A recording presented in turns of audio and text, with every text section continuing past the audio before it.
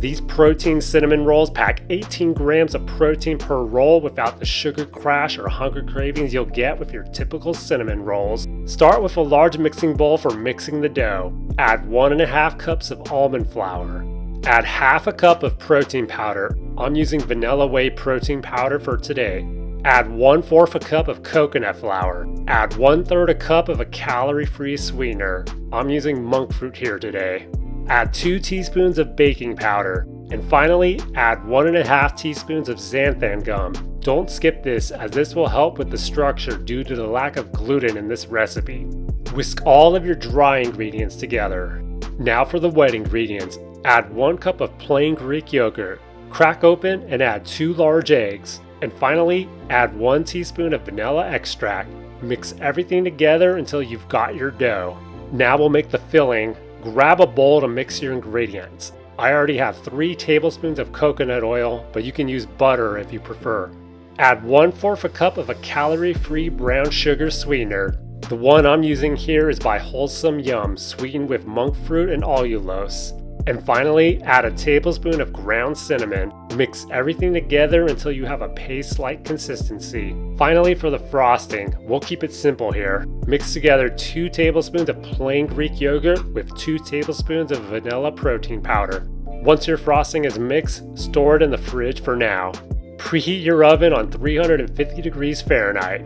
Take some parchment paper and place it on your table. You'll need a second sheet of parchment paper for later, so go ahead and tear your second sheet right now. Give your first parchment paper a light spray of oil, then place your dough on your parchment paper. Either use your spoon or spray your hands with oil like I'm doing here and begin shaping your dough into a rectangle. Once you've got it in a rectangle, we'll roll the dough out. Place your second sheet of parchment paper on top of your dough, then use a rolling pin to roll out your dough like you see here.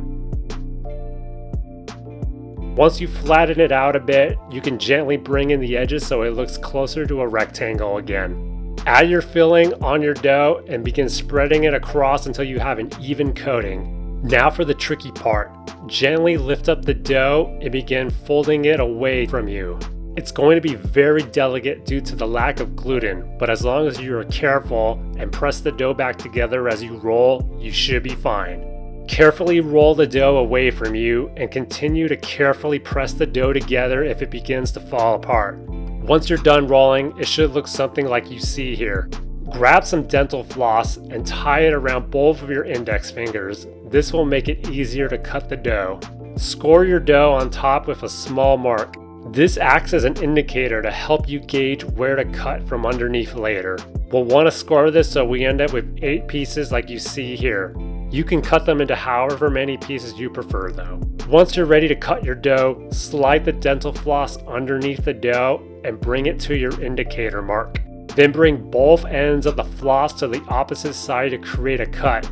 Then you'll have your cinnamon roll piece. Repeat this process until all of your cinnamon rolls have been cut.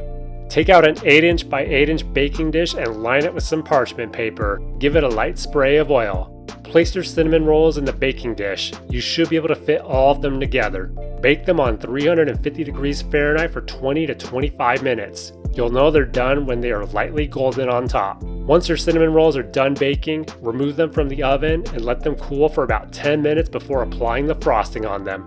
Take out your frosting that you made earlier and spread it across each cinnamon roll. Then you're set to serve your protein cinnamon rolls.